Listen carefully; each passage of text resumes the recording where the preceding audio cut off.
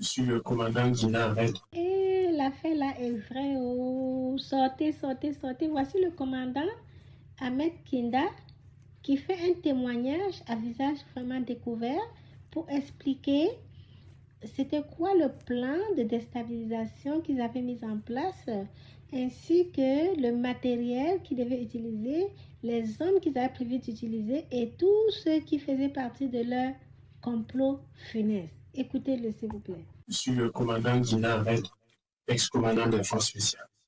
Sony, Usman Abdullah Sony, Ahmed Saoud. J'ai été interpellé à la gare Rimbaud, à Niamey.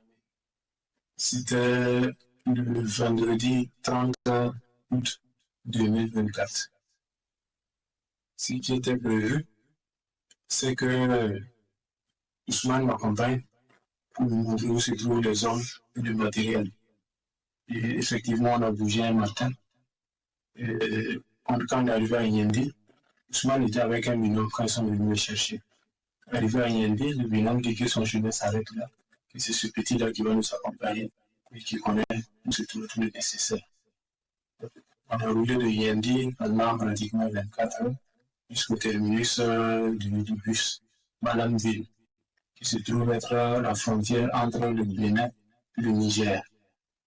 Et arrivé là-bas, le petit il a appris, il mit les appels. Il dit qu'on doit continuer. J'ai eu des doutes, mais bon, il dit pas de souci. Donc, dès qu'on a quitté Malamville, on a franchi le fleuve, on a pris un cas Nisa Transport. Et dès le premier arrêt, il y a eu des difficultés, j'ai réussi à gérer. Et c'est ainsi que les choses se sont déroulées jusqu'on arrive à l'entrée de Niamey, où les deux ont été interpellés par la police pour des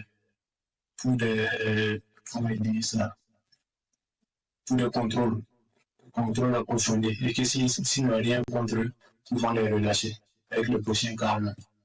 Donc, quand je suis arrivé à la gare de mise en transport, j'ai fait le compte rendu au moyen d'animal, le compte rendu au courrier Oba, le compte rendu au civil, Barry Bouaka, Barry Abdoulaye, tant pour moi.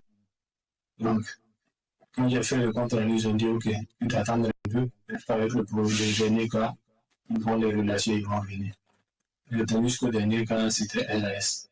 Donc, j'ai fait le compte rendu à Barry Abdoulaye. Je dis, ah, le dernier cas arrivé, c'est LAS. Et il me demande, mais comme ça, là, que je fais pour moi. Il me dit, c'est une ville que je vois pour la première fois. Donc, je ne sais pas comment je dirais.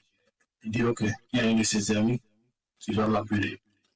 Effectivement, il y a un de ses amis qui m'a appelé, un certain Serge Mathurin, qui est venu me chercher à la gare et qui m'a amené dans une auberge. Barry Abdoulaye, c'est un journaliste.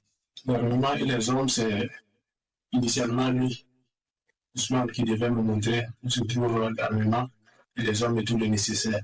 Mais arrivé à Yendi, son binôme m'a fait comprendre que c'est lui qui sait où se trouve l'armement, les hommes et tout le nécessaire. Pour ce projet, nous avons fait appel à des mercenaires à travers Barry Abdoulaye. Ce sont des Centrafricains. Et moi, j'ai demandé le volume d'une compagnie, notamment 150 personnes, toutes dotées de AK-47. Un armement collectif, j'ai demandé 10 PKMS, 10 RPG-7, 4 mortiers.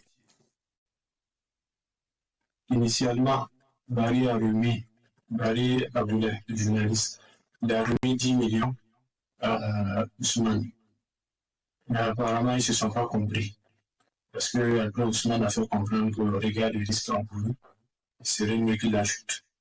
Et c'est après des tractations que Barry Abdoulaye a remis 80 millions à Ousmane. Donc, dès lors que le jeune homme aurait indiqué où se trouvent les hommes de matériel et le nécessaire, j'allais faire une réorganisation, une réarticulation. Et le parti, j'avais 4 tourailleurs devant moi. Le parti des tourailleurs à chaque élément. On allait se mettre en mouvement.